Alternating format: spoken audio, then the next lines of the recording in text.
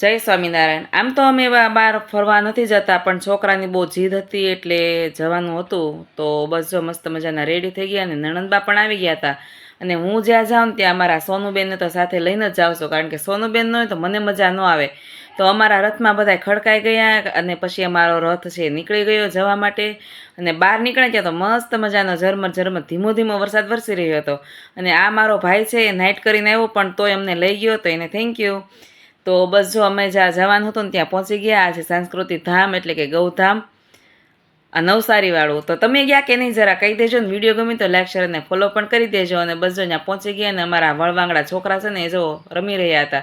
અને ત્યાં જ અમારા બધાને ભૂખ લાગી ગઈ હતી ને ઘણાને ચા પીવો હતો, તો છોકરાએ બધાએ કોણ ખાધા સવાર સવારમાં, અને આ બધાએ ચા પીધી। હું તો કાંઈ ચા પીતી નથી।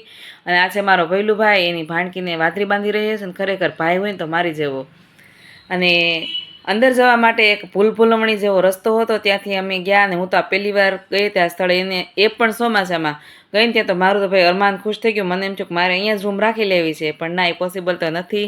અને આ મારો આ ડોન છે ને એકલો જ ફરે, કોઈની સાથે ના ફરે। અને પછી વયા ગયા મંદિરની અંદર દર્શન કરવા। તો દર્શન કરવા ગયા તો અહીંયા ટ્રાફિક બહુ ઓછી હતી, કારણ કે અમે વહેલા પહોંચી ગયા ને એટલે પછી બહુ ટ્રાફિક થઈ ગયું હતું। તો ભગવાનના મસ્ત મજાના દર્શન કર્યા। સ્વામિનારાયણ ભગવાન છે, લક્ષ્મીજી નારાયણ દેવો હતા, અને ખરેખર આ મંદિર બહુ મસ્ત છે। અને નીલકંઠધામ પછી જો પણ આ આવતું હોય તો આ મંદિર છે।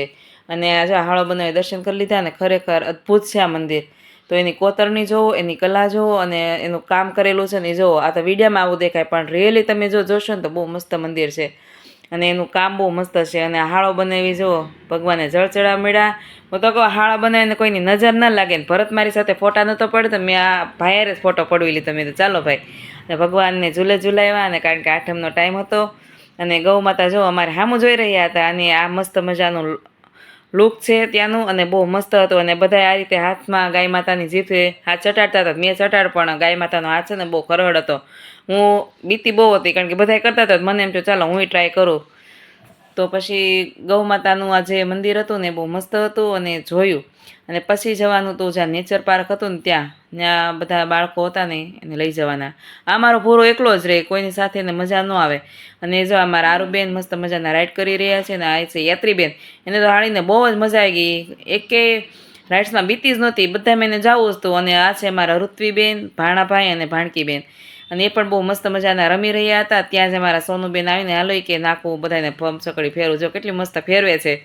તો છોકરાની રમાડી રહી છે। અને આ છે પાછી બે બેનું, ગમે એ રાઇડ્સ લઈ લ્યો, બધામાં આળ્યું બેઠ્યું ને બહુ એન્જોય કરી। અને હું તો એમ કહું કે બધાને એટલો એન્જોય કરવો જ જોઈએ। અને ઘરમાં કામ હોય જ છે, જવાબદારી બધાને હોય છે, તો જવાબદારી મૂકી અને બધાને એકસાથે ફેમિલી સાથે જાઓ કે એકલા જાઓ કે બાળકોને લઈને જાઓ, મોજ મોજ ને અખંડ મોજ જ રહેવી જોઈએ। અને પછી અમારે જવાનું તો ઘેરે, તો ત્યાં એમ લખેલું તો પુનઃ પધારજો, તો ચોક્કસ અમે પાછા આવશું, અમને બહુ મજા આવી। અને ત્યાં જ રસ્તામાં છોકરાને લાગી ગઈ હતી ભૂખ, તો અમે એક હોટલ આવી ત્યાં ઊભા રહ્યા। તો ત્યાં બધાએ ફાફડા ને એવું ખાધું, અને મેં તો ઇડલી સંભાર ખાધું, પણ મને ટેસ્ટ બહુ ઓછો સારો લાગ્યો। અને ફાફડા વણવાળું કોઈ નહોતું, તો અમારા જયેશભાઈ ભાઈ કારીગર છે, તો જયેશભાઈ જો મસ્ત મજાના ફાફડા વણવા માંડ્યા, અને અમને બધાને ખવડાવ્યું।